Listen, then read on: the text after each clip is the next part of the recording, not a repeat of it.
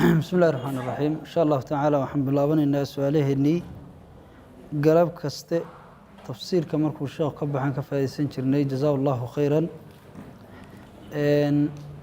وحنكو بالله إن سائل كان وحولي هاي السلام عليكم الشيخ وحنا هاي نن يراء سيدان أغنى هينا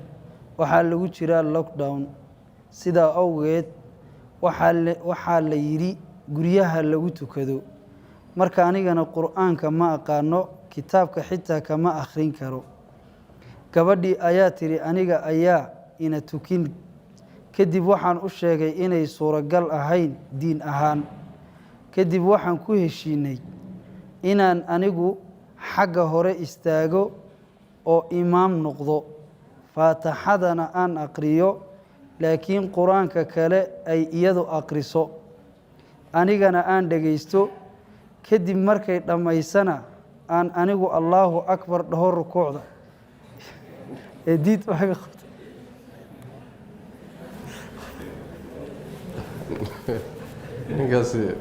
ninkaasi waa istaahilaa inay intaas ku dhacdo quraankii baa barawa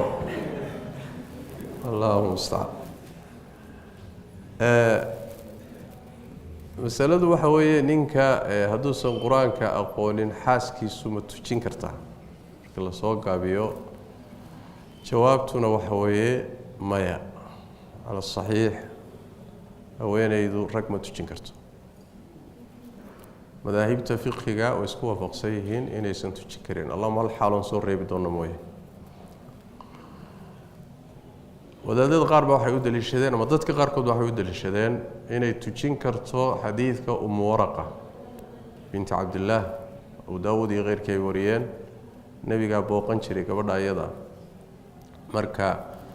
wuxuu gurigeeda ugu tagi jiray marka nabigu sallallahu alayhi wasallam wuxuu u yeelay muadin u aadaama wa amaraha an ta'umma ahla dariha wuxuuna amray inay tujiso daarteeda ama gurigeeda dadka ku nool xadiidkaasi dhanka sixadana waa la isku haysta muhaddithiin fara badan waxay leeyihiin ma sugna xadiidka Waraqa waa daciif waana sida ay u dhowdahay inuu daciif yahay walow Sheekh Albani tahsiiniyay haddii xataa la yiraahdo wuu sugan yahay xadiidku haddana mar labaad dilaaladiisa iyo macnuhu ku tusayo ayaan ku cadayn mas'alada ah inay dumarku ragga tujin karaan laana muxuu ku nabi ku yiri wuxuu amray inay tujiso ahla dariha waxay culimadu u badan yihiin in laga wado dumarka iyo adoomada guriga ku nool kuma caday inay rag tuji la yiri Soomaa marka macna ahaana dilaalada lafdigu kuma cad rag inay tujinayso sixa ahaana xadiidka sixadiisa la islama ogola bal waxa xoog badan inuu daciif yahay hadii halka uu maro nusuusta iyo dhaqankii ummadda wuxuu weeyay inaysan haweenku tujin karin rag salaaduna ayna ku asaxaynin ijmaac bayna culimo badan soo rareen in masaladaas ayna khilaaf ku jirin waana masalada ay doonayaan gaalada iyo gaal raacyadu inay jabiyaan oo masalada xuquuqda dumarka iyo markay ka hadlayaan ay leeyihiin dumarku waa inay ragga tujiyaan meelaha qaar kood oo reer galbeedka ka dhacday oo naag muxuu ahay masaajidka khudbaynayso ragga tujinayso mid aadaamayso waa cabad waa ciyaar waa marka haweenaydu ma tujin karto ragga ma tujin karto xanaabilada fuqahadooda qaar kamida ayaa waxay yiraahdeen oo soo reebeen وماذا مذاهبته كمذا علماء قار كمذا waxay yiraahdeen haday salaatu sunnata tarawih do kale iyadoo quraanka taqaana isaguna uusan aqoonin way tujin kartaa inay salaatu sunnata tahay hadana waxay yiraahdeen inay iyadoo hormartamahay waa inuu isagu hormaro sida ninkan hadda uu xogaa ku keensaday si uu yara dhow ayay ku keeneen xanaabilada fuqahadooda qaar ka mid laakiin talafteedu waa iska ijtihaadiyo ma laha nas ma laha saas daraadeed gabadhu ha tukato adigana faatixadaada ku tuko faatixadu uu akhriyo ku wad faatixada ku celceli malaha qul huwallahna waad garanaysaa qul huwallaha iyo faatixada inaha gaagaaban isaga tuko waxay leeyihiin ma hormari karto waxay u leeyihiin calashaani waxa weeye axaadiis saxiixa ba waxa ku cad inaysan haweenaydu meesh safkeedu inuu gadaal yahay xataa markuu nabigu siyaartay sallallahu alayhi wasallam muxuu ahay gurigii Sulaym iyo muxuu ahay wiilkii yaraa iyo isaga horay bay mareen maamadiina gadaal baa la mariyay saas daraadeed xataa xaaladaasi ay fuqaada xanaabiladu qaar ka mid ah tilmaameen haweeneydu inay ninka ka hormari karto ma muxuu ahay ay hortiisa istaagayso ma lan yufliha qawmun wallow amrahum imra'a ama wilaayada caamka ha noqoto ama wilaayada imaamada iyo masaajida ha noqoto wallahu a'lam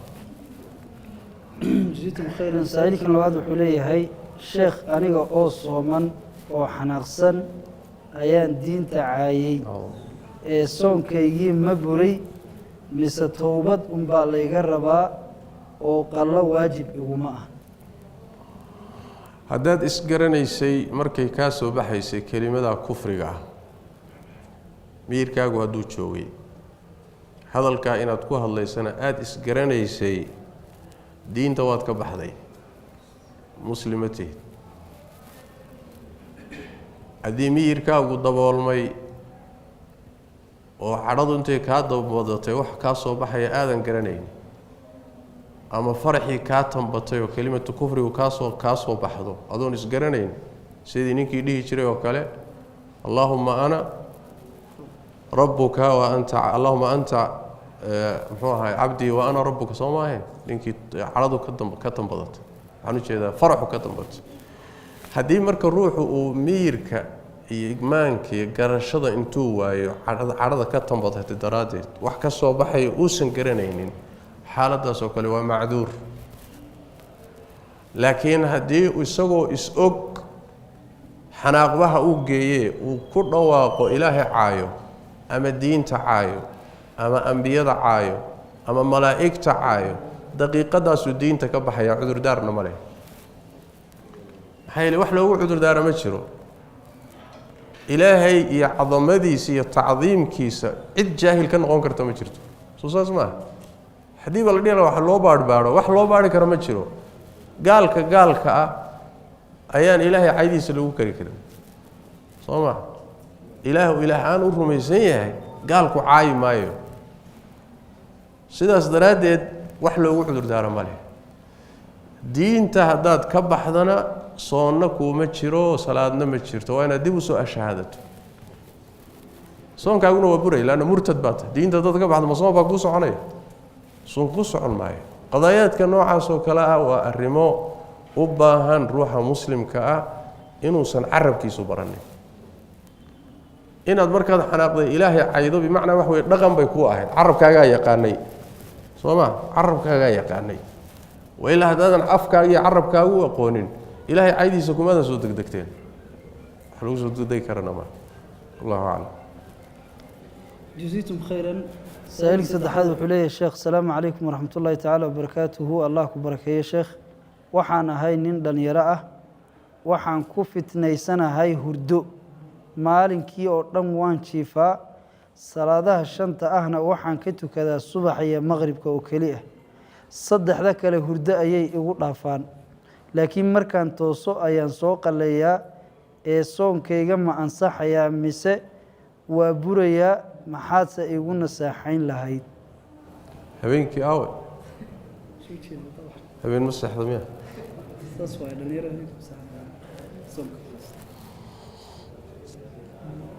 habeenkii baa ilaahay hurdo ugu talagalay marka ninkani habeenkii inuusan seexanin baa muuqato maalintii buu seexday meeshaasaana dayacuba ka bilaabanayaa wakhtigii ilaahay ku talagalay in la seexdo saas daraaddeed baa salaadaha badankood waxaa la geliyey maalinimada soo maa salaada subax xilliga lasoo kaco duhurkii baa ku jira casarkii baa ku jira maqribkii baa ku jira cishii baa ku jira intaan la seexan xilliga jiifka loogu talagalay waa xilliga aan cibaadiya salaadi ku jirin allahuma salaado sunnaa oo ciddii usoo kaxaysa mooyaane marka qaladku wuxuu ka yimid kala isbedelka uu ku sameeyay habeenkii iyo maalintii sidaas daradeed dayac baa ka muuqda wala shaka inuu aathim yahay haddii ruuxa isagoo dadaalay oo taxadaray oo muxuu ahaay hurdada xilligii la seexan jiray seexday oo dadaalkiisa sameeyay ay hurda la tagto ama hurdo weyn yahayba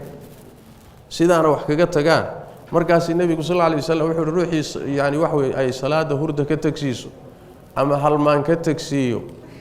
markuu soo tooso ama xusuusta ha tukado waqtigeedu waa kaas laakiin waa kee waa ruuxa taxadaray oo salaada u taxadaray oo dadaalay laakiin ninka maalintii oo dhan iska hurdahay oo hurdan ku ibtilaysanay leh kuma ibtilaysanida wax way adaa isdhigay wax garawshale ma aha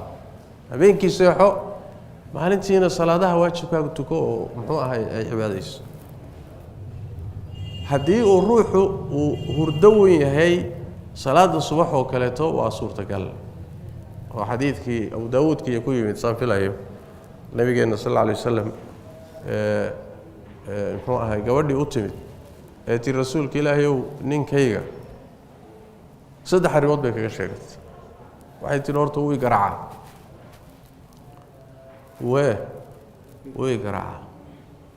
salaadana subaxna uu ka seexdaa midda saddexaadna soonku iga jabiya saddexaas ku soo daaway isagii baa loo yeeray warbal waran baa gabadha dacwadaasi ka keentay waa runteed buu rasuulka Ilaahay inta way jiraan ama soonka aan ka jabiyo buu yiri nin baan ahay gurigaygaan joogaa xaaskaygii baan u baahanahay waa iska soomi buu yiri anoo jooga kadibna soonkeeda maxay iga galay danahaygaan ka dhamaysan buu taa iyada waxa lagu yiri ninkaago jooga ha soomin soonku waa sunno kii waajibka ma midda labaad oo ah salaada subax ma tukado waa runteed bay tir waa runteed buu yiri waxaan ahay waa hurdo weynahay sida nadaba reer hurdo weyn baan nahay habeenkii haddaan seexano barqin u baan kacnaa buu xilliga salaada subax ma kici karno nabigu wuxuu ku yiri xilligaas soo kacdo tuko hada waa nin dadaalay oo habeen seexday waa habeen haddaad seexdana waa dhici kartaa dadka hurdada weyn inay salaad subax ka tagto Soomaa tii garaacista soo hadhay Soomaa waxaan u garaacaa buu rasuul Ilaahay quraan aan anugu akhristay iga akhristaa buu na quraankayga ii daabaan ka kari waa ha quraankayga banaanka iga mar nabigu wuxuu ku yiri sallallahu alayhi wasallam quraanku adiga iyo gabadha weydu ku filay yahay aduguna akhriso iyadana akhriso daabu ku yiri rasuulku sallallahu alayhi wasallam marka maxaan ka soo wadnay ujeedada wax weeyaan hurdada weyn waa sax garowsho way leedahay laakiin gowrmay garowsho yeelan kartaa markuu ruuxu dadaalo oo isagoo dadaalay ay hurda la tagto laakiin hadduu ruuxu dayaco sheekh hurda ila tagtay waan hurdo weynay socon mayso hada markaas u qastay ama dayaca iskale wallahu a'lam soonku de hadduu muslim yahay waajib uu ku yahay soonku waa saxaya waana waajib inuu la yimaado nacam ما شاء الله سائلكنا أفراد وحليه شيخوانك سلامي سلام كدب وحنا هاي نندن يراه وحا يقول دعي وحا يقول دعي خلط كاسو أنيقا أو صومن أيان حاسكيقا أقل موضي مالن رمضان مركان أقادي إنو إيقا بورين وان كوعل عشدي هاو شيدي مركان ما هل كفارو أيالا إيقا ربا mise inta jeer aan u galmooday mid walba kafaaro gooni ah ayaa la iga rabaa hal kafaaro ayaa laga rabaa midii iyadoo adoo sooman aad galmada sameysay midaas kafaaradeeda laga rabaa maxay yeelay kuwan dambo dhan lam tusaadif mahallan baydan fuqahadu sooma kafaarada waxa waajibiya galmadu markay soon ramadaan ay la kulanto hal mid ba marka soonka la kulantay kuwan dambo dhan marka soon ma jirin sooma ilantii hore jabisay soon galmadii u horeysay soonka ma jabin kuwan dambe marka ma soomana sidaas daradeed kuwan dambe wax kafaaro ka laazimaysa malaha تي هريسة يوم بكفارة كلا زميسة وهذا مذهب الجمهور والله أعلم علماء سيو بديهم jaziitum khayran saa-ilkan wuxuu leeyahay asalaamu calaykum waraxmat ullaahi tacaala wabarakaatuhu sheekh waxaan rabay inaan ku weydiiyo laba su-aal oo kale ah. tan koowaad, nairobi ayaa afurkii laygu addimay aniga oo musaafir ah, waxaana u socday qurbaha. kadib markay diyaaraddii kacday ayaan aragnay qoraxdii oo soo jeeda oon weliba dhicin. tan labaad, mararka qaarna waxaaba nagu dhacdo annagoo suxuurannay inaan soo duulno kadibna aan imaanno saacado yar kadib dal kale oo xilligaa laga addimaya makhribkii oo laga afurayo. marka keen ku socdaa labada jeerba mise saacad baan fiirsadaa? haddaad diyaarad saaran tahay, maadaama joogga dhulka aada uga sarrayso, qoraxdu way kuu muuqani. ayadoo dhulka aada kor maraysa habeen ay tahay ayay qoraxdu adiga kuu muuqanaysa. sidaas daraaddeed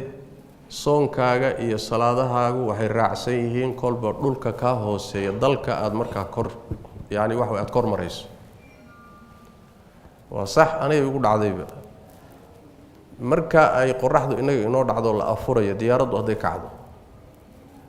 oo ay galbeed aaddo dhankay qoraxdu u dhacday, mudday sii soconaysaa qoraxdii oo kuu muuqata. halkanna waa laga afuray ogow. markay diyaaraddu kacaysay qoraxdu way dhacday, laakiin diyaaraddu markay cirka aaddo hawada gashaba qoraxdii baa u muuqanaysa. cabbaarna way sii daba socono way sii arki. marka maxaa ku afuri adiga? waxaad ku afuri meeshanaad ku afuri. muddadaa iyada ah ee ay kacaysay qoraxdaasi dan kama lihi, laakiin dhulka ay kor marayso saacaddiisa ayaad ku afuri. meesha aad kolba aada marayso, haddii meesha aada marayso ay u dhacday adigana way kuu dhacday, waxba araggeedaas iyo muuqashadeedaasi dan kama lihi. midda labaad, haddaad soo tagto dhul kala timid oo dhulkii aad ka timid iyo dhulkaad timid wakhtigu kala duwan yahay, dhulkan aad timid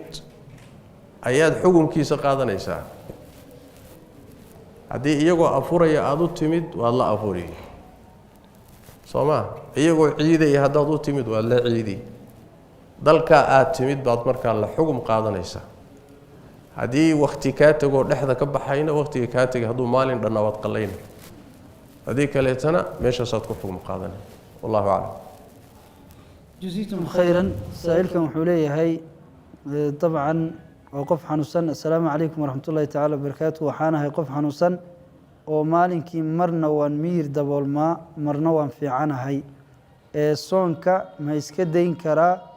oo fidye ma bixin karaa mise waa igu waajib inaan soomo? hadduuse igu waajibay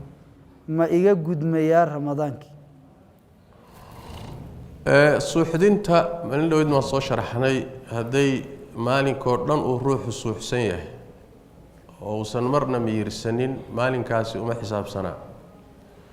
laakiin hadduu soonkii usoo guntamo soo niyooday,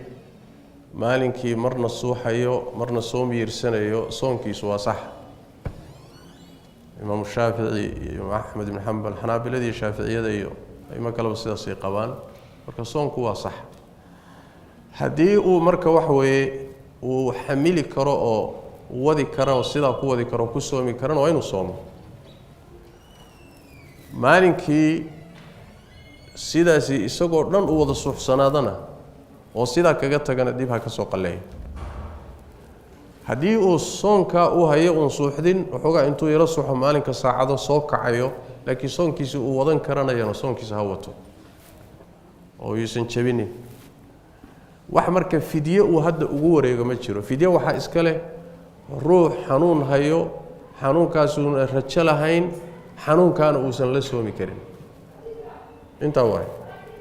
xanuun baa haya, lama soomi karo, ma xamili karo soonka.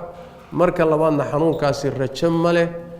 kaasaa waxaa laga bixiyaa fidye laga bixiyaa ama raashiin laga bixiyaa. laakiin haddaad soomi karto waa inaad soonto.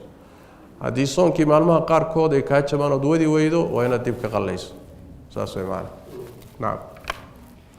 جزيتم خيرا سائلك وقدم بحوليه السلام عليكم ورحمة الله تعالى وبركاته الشيخ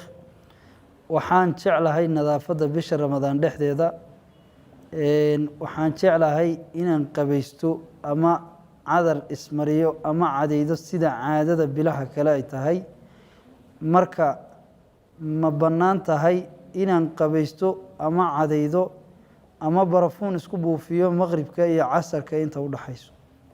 intuba dhib ma laha qabayso cadayo cadarna ismari kulli dhib ma laha qabaysku soonka waxa ma yeelo sida athar far badan ku soo aroortay isqaboojin jireen markay kululaadaan ama nadaafadu qabayso ama isqaboojin mid labaadna cadaygu sidoo kale soonka waxa ma yeelo gelin horiye gelin dambatona ala sahih ala rajih imaam Shaafici baa karahaystay zawaalka kadib gelinka dambe laakiin karaahada imaam Shaafici waxay ku salaysan tahay fahm xadiis oo la khulufu fami as-saa'imi atyab 'inda Allah min al-misk khulufkaas ayaa wuxuu ka fahmay muxuu ahaayay wasaqda afka ku taala oo cadawgu baabi'inahay